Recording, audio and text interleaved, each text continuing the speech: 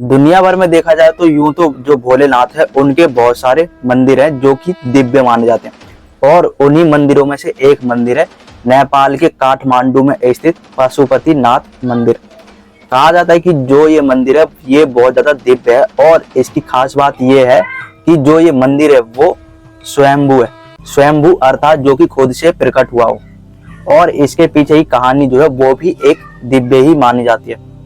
कहा जाता है कि एक समय की बात है जो कि भगवान शिव शंकर थे, वो अपना धाम छोड़कर जो कि काठमांडू में जो बागमती नदी है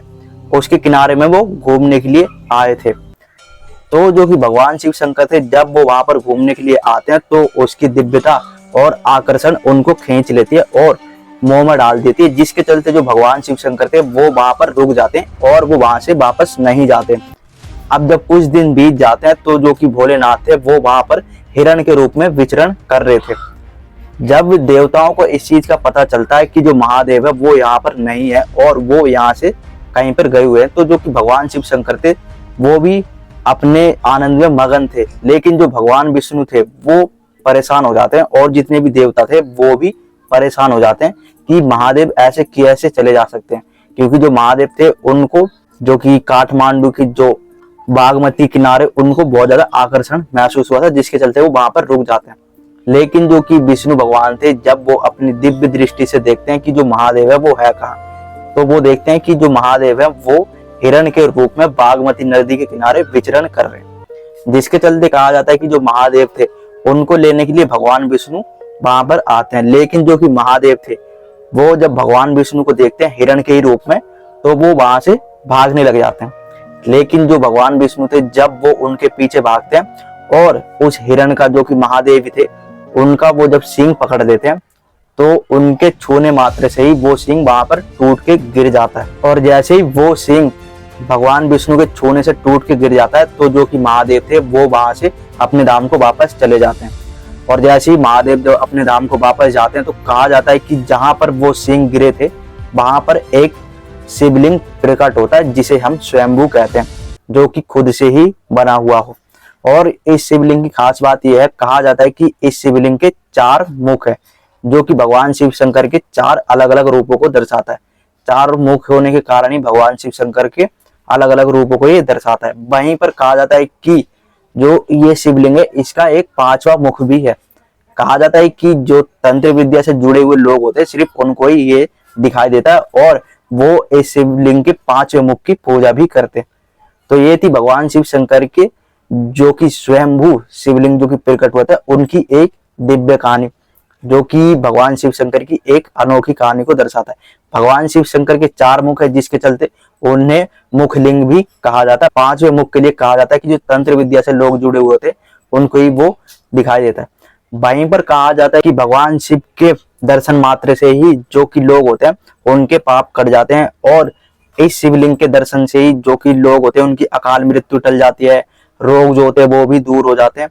और जो कि भगवान शिव है इनकी भक्ति करने से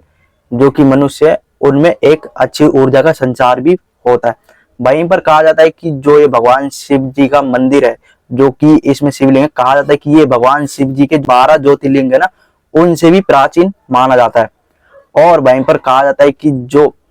ये भगवान शिव जी का जो शिवलिंग है दिव्य भी माना जाता है।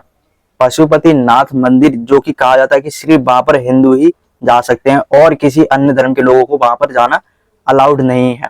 वहां पर सिर्फ हिंदू ही पूजा के लिए जाते हैं। और जैसे कहा जाता है कि यहाँ पर सावन मास में जो कि भगवान शिव जी की यात्रा शुरू होती है, वैसे ही पशुपतिनाथ के लिए भी वहां पर लोग जाते हैं और पशुपतिनाथ मंदिर के उस शिवलिंग के जो कि मुखलिंग है उनके दर्शन भी करते हैं। कहा जाता है कि 2015 में जब भारी भूकंप आया था काठमांडू में, तो वहां पर जितने भी लोग बाग थे जो कि आसपास रह रहे थे मंदिर के उनका बहुत विनाश हो चुका था। जितनी भी चीजें थी वो बहुत ज्यादा क्षतिग्रस्त हो चुकी थी। कहा जाता है कि वहां पर तकरीबन 9000 लोगों की मृत्यु भी हो चुकी थी, जो कि भूकंप बहुत बड़ा था इसके चलते। अब 9000 लोगों की अगर मृत्यु हो रही है तो ये भूकंप कोई साधारण तो नहीं हो सकता। लेकिन वहीं पे कहा जाता है कि जो पशुपतिनाथ मंदिर है उसको आज तक नहीं आई थी और वो मंदिर सुरक्षित रहा था। ये थी पशुपतिनाथ मंदिर की दिव्य कहानी, क्योंकि जो पशुपतिनाथ मंदिर है वो स्वयंभू है, जो कि लोगों को और ज्यादा अपनी तरफ आकर्षित करता है और बहुत दिव्य भी माना जाता है। स्वयंभू जो कि खुद ही निर्माण हुआ, जिसका और खुद ही प्रकट हुआ। जैसे जो अमरनाथ जी में जो कि शिवलिंग है ना, जो कि प्राकृतिक रूप से बनता है और धीरे धीरे फिर वो घट जाता है, जो कि स्वयंभू माना जाता है, जो कि खुद ही निर्माण होता है प्राकृतिक रूप से, इसलिए उस शिवलिंग को भी स्वयंभू कहा जाता है। इसी तरह जो कि काठमांडू में स्थित जो कि पशुपतिनाथ मंदिर है, इसमें जो कि शिवलिंग है, जो कि मुखलिंग के रूप से भी जाना जाता है, ये भी इसलिए स्वयंभू माना जाता है क्योंकि ये खुद ही अपने आप प्रकट हुआ था। जब भगवान विष्णु ने महादेव जो कि हिरण के रूप में जब उनसे भाग रहे थे, महादेव उनको देख के भाग रहे थे, तो भगवान विष्णु ने उनके सींग को पकड़ लिया और जैसे ही भगवान विष्णु ने उनके सींग को छुआ तो जो कि वो सींग थे वो एक स्थान पे गिर गए, जिसके चलते कुछ समय बाद जो कि वहां पर एक शिवलिंग प्रकट हुआ, जो कि मुखलिंग के रूप में भी जाना जाता है। उस शिवलिंग के 4 मुख माने जाते हैं, जो कि भगवान शिव शंकर के अलग अलग रूपों को दर्शाता है। जहां पर जो हिरण के जो सींग गिरे थे, वहां पर जो कि शिवलिंग खुद स्वयंभू तरीके से जो कि प्रकट हुआ, जिसके चलते जो कि पशुपतिनाथ मंदिर है जहां पर, वहां पर वो शिवलिंग जो कि मुखलिंग के रूप में पूजा जाता है। 5वां जो कि मुख कहा जाता है, वो सिर्फ तंत्र विद्याओं के लिए, जो कि तांत्रिक होते हैं वो उनकी पूजा करते हैं, सिर्फ उनको ही वो दिखता है।